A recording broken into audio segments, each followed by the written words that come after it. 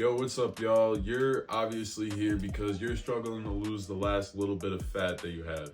You've been able to lose, 50, 80, 100 pounds, but this last little bit just won't seem to come off. No matter what you do, no matter how hard you train, how much you cut back on your calories, nothing seems to work. But that's because fat loss on a scale like that really is broken down into two different phases. And I'll get into that later on. What most people do when they try to lose that last little bit is, like I said, eat less, train more, train harder, do more cardio, and everything else in between. But let's be honest, the only thing that really happens is you get frustrated, you lose energy, and you lose hope. And then when that happens, you all of a sudden lose motivation. You feel like that's where you're stuck at for the rest of your life.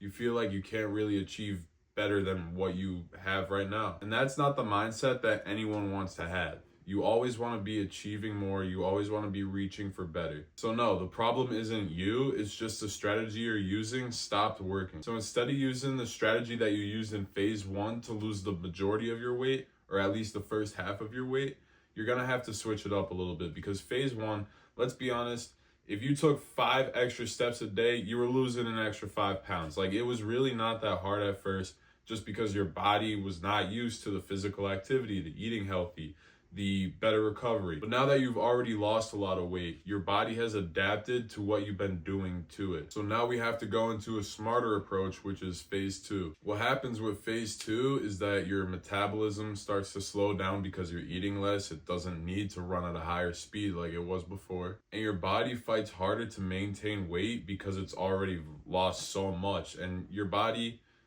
when you go on a big fat loss like that, your body doesn't want to let go of that much fat at a time. It wants to slow it down so that you actually have the energy for your organs to run. Think of it like a machine. Like your fat and the extra calories that you have stored, that's like your energy or your gas if we're going to compare it to a car, right?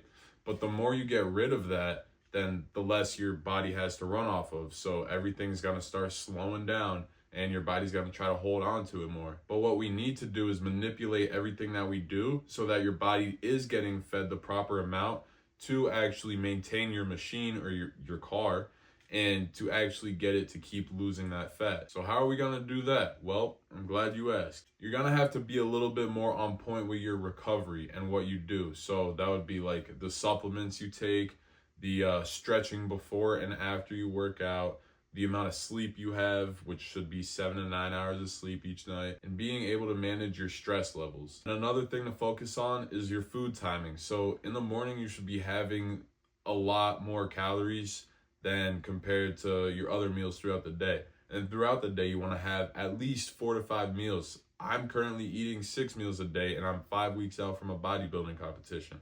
I have a client that's doing great who's eating 7 meals a day. That works for him. So you got to figure out what works for you by eating at least 4 to 5 meals a day. Another thing you got to dial in more is your cardio. You got to really kind of be a little bit more meticulous on the time that you do cardio, how long you do cardio, what type of cardio you do. I always say to start off with a cut, you want to start 20 minutes on an incline treadmill, 3 speed, 3 incline, 4 times a week. But you've probably already surpassed that. So it's going to be a little bit different for each person. A huge thing with fat loss is you need to do a little bit of carb cycling. If you don't know what that means, it means you're going to have some days where you eat more carbs, you're going to eat a medium day, a little bit in the middle, and then you're going to have lower carbs. So like, for examples, higher output days like leg days with a little bit of cardio, you're going to have a high day. And then days in the middle where you hit like chest or back, you're going to have that as like a medium day. And then low days are going to be the days that you have like arms, for example, or a rest day even. That's kind of just like a vague example of what I would give to one of my clients. Now, like I said in the beginning and throughout the course of this video, everyone's body is different. So there's not going to be a singular solution to what works for you. You just got to figure out what it is. But like, those are some examples of what you should be doing in phase 2. Now, people stay stuck for years because, fat loss, they think should just be I train more, I run more, I walk more, I get more steps in, I eat healthier, I eat less. And that works for phase 1. But now that your body's used to it, You have to be a little bit smarter with your approach, because more effort doesn't necessarily mean more results. It's all about having the right strategy. For example, me last year when I was in bodybuilding prep, about 6 to 8 weeks out, I, hit a wall. I couldn't lose fat. So me and my coach kind of went over a plan where I would do cardio twice a day, 30 minutes each at first, and that would be on different days. Some days I didn't even do cardio where I had my high days. Like, my body would respond differently to different things.